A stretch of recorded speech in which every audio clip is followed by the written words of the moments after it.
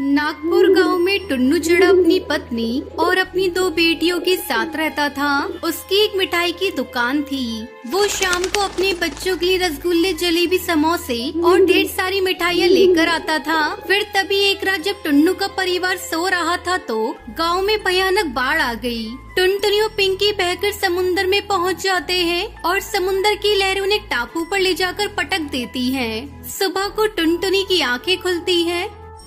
अरे पिंकी, उठकर देखो, हम कितने सुंदर समुद्री टापू पर पहुंच गए हैं। लगता है हमारे अलावा यहाँ कोई नहीं है, सिर्फ हम दोनों हैं। टुनटुनी और पिंकी कुछ देर टापू पर मस्ती करते रहते हैं, लेकिन फिर जब उन्हें भूख लगती है तो उन्हें अपनी घर की याद आती है। यहाँ खाने को कुछ भी नहीं है, रसगुल्ले न जलेबी न समोसे। मुझे पापा की याद आ रही है और भूख भी लग रही है।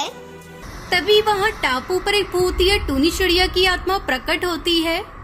अरे तुम तो एक भूतिया चिड़िया की आत्मा हो, क्या तुम भी बाढ़ में बहकर यहाँ आ गई? मैं गरीबों की भूतिया टूनी चिड़िया की आत्मा हूँ। गरीब पक्षियों की मदद करती हूँ।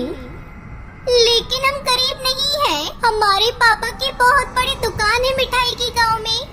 लेकिन अभी तुम लोग अपने पापा के पास नहीं हो, तुम्हें भूख भी लगी है। उधर टुनटुनी और पिंकी की मम्मी पापा बहुत गरीब हो चुके थे। बाढ़ में उनका घर, दुकान सब बह गया था। भगवान ने हमारे मकान, दुकान सब छीन लिए, कोई परेशानी नहीं, लेकिन उसने हमसे हमारी दोनों बेटी छीन ली। आपको हिम्मत से काम लेना चाहिए। जरूरी नहीं हमारी बेटियां मर गई हो, वो जिंदा भी हो सकती है।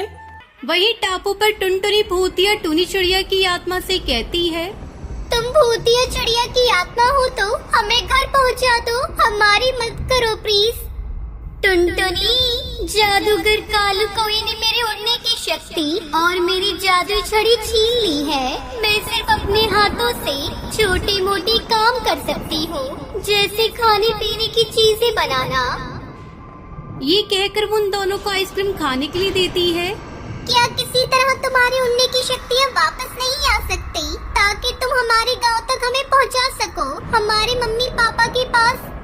रात के 2 बजे वो जादूगर यहाँ आता है, जिसने मेरी शक्तियाँ और मेरी जादू छड़ी छीन ली है। वो अपने गले में एक माला पहने हुए है, जो मेरी जादू छड़ी से बनी है। अगर वो माला मेरे गले में डाल दी जाए तो मेरी शक्ति और जादू छड़ी वापस आ जाएगी और मैं तुम दोनों को तुम्हारे घर पहुंचा दूंगी। फिर रात में ठीक 2 बजे जादूगर टापू पर आता है। तब टुनटुनी और पिंकी जादूगर पर हमला कर देती हैं। वो उसके पैर पर काट लेती है। अरे मार डाला, रे मार डाला, मेरे पैर को किसने काट लिया? भूतिया टूनी चिड़िया की आत्मा जादूगर को रस्सी से बांध देती है और उसके गले से माला उतार कर अपने गले में पहन लेती है। उसकी सभी जादुई शक्तियाँ, जादू छड़ी वापस आ जाती है। वो जादूगर को समुद्र में फेंक देती है।